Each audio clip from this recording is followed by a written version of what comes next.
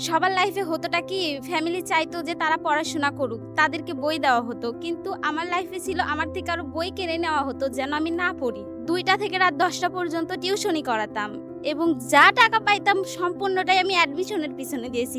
কারো হেল্প ছাড়াই আমি আমার নিজের অ্যাডমিশন চালাইছি। যে ইংলিশ আমি পারতামই না সেই ইংলিশে এখন আমি ২০ টার উপর ঠিক করি। যেটা খুব ভালো লাগে। লাস্ট মোমেন্টে যখন যে এতবার ফেইলার হওয়ার পরেও নিজেকে গড়তেই পারছিলাম না। কি করব? তখন আমার হাসব্যান্ড আমাকে সাপোর্ট করে যে, "না তোমাকে পারাই লাগবে। তুমি রিস্টার্ট করে দেখো।" তখন আমি ওর সাপোর্টে আমি আবার শুরু করি পড়াশোনা। আসসালামু আলাইকুম। আমার নাম আরজিনা খাতুন আশা। আমি গুচ্ছতে ৬৩৬ তম পজিশন করেছি। আমি ভাইয়াদের আই এডুকেশন থেকে 2nd টাইম অপটিমিস্টিক ব্যাচের স্টুডেন্ট ছিলাম। এসএসসিতে আমার জিপিএ 5 ছিল এবং ইন্টারেও আমার জিপিএ 5 ছিল। কিন্তু সবার মতো আমার লাইফটা অতটাও ইজি ছিল না এই অ্যাডমিশন লাইফে আসার। সবার লাইফে হতোটা কি ফ্যামিলি চাইতো যে তারা পড়াশোনা করুক। তাদেরকে বই দেওয়া হতো। কিন্তু আমার লাইফে ছিল আমার থেকে আরো বই কিনে নেওয়া হতো যেন আমি না পড়ি। আমাকে আসলে হেল্প করার মতো কেউ ছিল না। ফার্স্ট টাইমে ফ্যামিলি থেকে যতটুকু পারছি সাহায্য পাইছি। কিন্তু 2nd টাইমে নিজের থেকেই পাইছি। নিজে ২টা থেকে রাত ১০টা পর্যন্ত টিউশনি করাতাম এবং যা টাকা পাইতাম সম্পূর্ণটাই আমি অ্যাডমিশনের পিছনে দিয়েছি। কারো হেল্প ছাড়াই আমি আমার নিজের অ্যাডমিশন চালাইছি। ফার্স্ট টাইমে না চান্স পাওয়ার পিছনে কারণ ছিল অনলাইন কোচিং করেছিলাম। সেখান থেকে ভালোমতো গাইডলাইন পাইনি। পড়তেও পারিনি সেইভাবে। তখন বুঝলাম যে নিজের ভিতরে কোন বিষয়গুলো ল্যাগিং ছিল। তখন ভাইয়াদের আই এডুকেশন এর অনেকগুলো ক্লাস দেখি। সেখান থেকে আমার ভালো লাগে যে আমি আই এডুকেশনেই পড়বো। তখন তো সেরকম টাকাও ছিল না যে ভর্তি হব। তখন দেখি ভাইয়ারা একটা সুযোগ দিল যে মানে ১ম এ কিছু পেমেন্ট করে ভর্তি হতে পারবো, পরে আবার পেমেন্ট করতে পারবো। সেই সুযোগটাই আমি কাজে লাগিয়ে ১ম এ কিছু পেমেন্ট করে ভাইয়াদের ব্যাচে ভর্তি হয়ে যাই। সেখান থেকেই 2nd টাইম অ্যাডমিশনের জার্নিটা শুরু হয়ে যায়। তারপরে ভাইয়ারা অনেক ক্লাস করাইতো। হয়তো ক্লাসে অ্যাক্টিভ থাকতে পারতাম না। কারণ ওই সময় আমাকে অন্য কাজ করা হইতো। তখন যখন রাতে বাসায় টিউশনি করে যখন বাসায় আসতাম রাত ১০ টায় তখন হয়তো শরীরে খুবই ক্লান্তি থাকতো। পড়তেই পারতাম না।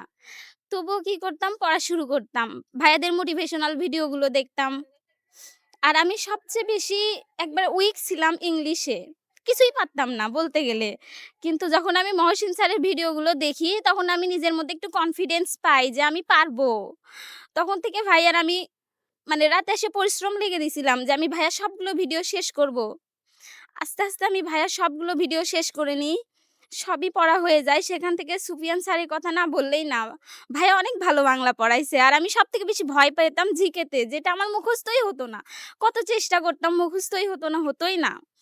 অ্যাডমিশনে গিয়ে দেখতাম জিকেতেই খারাপ করছি। এইবার 2nd টাইম যখন অ্যাডমিশন দিছি তখন বাংলা, ইংলিশ খুবই ভালো করতেছিলাম। যেই ইংলিশ আমি পারতামই না সেই ইংলিশে এখন আমি ২০ টার উপর ঠিক করি। যেটা খুব ভালো লাগে। লাস্ট মোমেন্টে যখন যে এতবার ফেইলার হওয়ার পরেও নিজেকে গড়তেই পারছিলাম না। কি করব? তখন আমার হাসব্যান্ড আমাকে সাপোর্ট করে যে, "না তোমাকে পারাই লাগবে। তুমি রিস্টার্ট করে দেখো।" তখন আমি ওর সাপোর্টে আমি আবার শুরু করি পড়াশোনা। আর গুচ্ছের প্রিপারেশন কথা যদি বলি, তাহলে সেখান থেকে বলব যে ফাহাদ ভাইয়ের অবদানটা অনেক আছে। কারণ আমি যেখানে জিকে পারতাম না, তখন দেখতাম প্রত্যেকটা ইউনিভার্সিটির পরীক্ষার আগে ভাইয়া অনেকগুলো ম্যারাথন ক্লাস দিত জিকের জন্য। যেটা হয়তো আমি ভাইয়ের ক্লাসে অ্যাক্টিভ থাকতে পারতাম না। কিন্তু যখন আমি বাসায় আসতাম, তখন আমি দেখতাম যে ভাই এই ক্লাসগুলো করাইছে, তখন আমি ভাইয়ের ক্লাসগুলো করতাম। ভাই আবার পিডিএফও দিত, সেই পিডিএফ গুলো পড়তাম। যেটা আমার জন্য খুবই উপকারী ছিল। যে আমি জিকে পারি না, সেখান থেকে তাও ওই ক্লাস করে কিছু পারছি। এটাই আমার কাছে অনেক ভালো। আমার জুনিয়র যারা আছো তোমাদের আমি একটাই কথা বলব, তোমাদের তো আর হারানোর কিছু নাই। তাই তো হারানোর আর ভয় পেও না। যেটুকু আছে সেটুকু দিয়েই চেষ্টা করো। আমি জানি তোমরা পারবা। আমি যদি পারতে পারি তাহলে তুমিও পারবা। আমি যেই ফ্যামিলি থেকে বিলংস করে এইখানে এসেছি সেখানে তো তোমরা খুবই ভালো পারবা। আর কখনো নিজের মনোবল থেকে সরে যেও না। আশেপাশে সবাই অনেক কিছু বলবে। যখন তুমি ফেইলিউর হবা তখন আশেপাশ থেকে সবাই বলবে, "তুমি কেন পারোনি? তোমার দ্বারা হবে না। তোমার দ্বারা কিছুই হবে না।" কিন্তু ওই মোমেন্টে আমাদের কি মন খারাপ করে থাকলেও চলবে না বা ভেঙে গেলেও চলবে না। আমাদের সাহসের সঙ্গে সামনে দাঁড়িয়ে যেতে হবে। কারণ একজন 2nd টাইমারই বোঝে ওই সময় তার মানসিক অবস্থাটা কি রকম হয়।